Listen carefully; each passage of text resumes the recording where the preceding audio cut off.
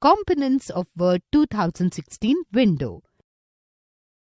Let us learn about the various components of Word 2016 window. Title bar. It is present at the top of Word 2016 window. This bar displays the name of the document and the name of the program. On the right of the title bar, there are three buttons: Minimize button, Maximize or Restore down button, and Close button. Quick Access Toolbar. It is present on the left side of the title bar. It contains commonly used command buttons such as Save, Undo, and Redo. Ribbon. The toolbars and menus in Word 2016 are replaced by a ribbon, which is made up of tabs and groups.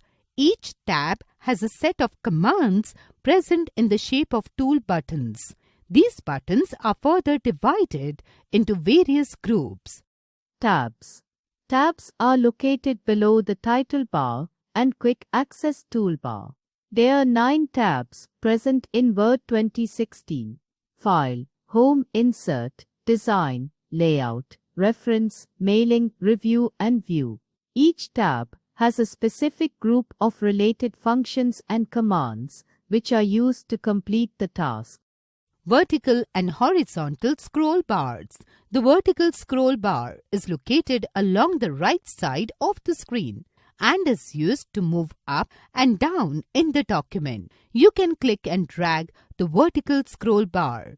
The horizontal scroll bar is located above the status bar and is used to move back and forth across the document. You will not see a horizontal scroll bar if the width of your document fits on the screen. Text or document area. Just below the ruler is a large area called the text area. You type your text in the text area. The blinking vertical line in the upper left corner of the text area is called the cursor or the insertion point. Status bar. It shows the details of the current document, such as page number, number of pages, lines, words, etc.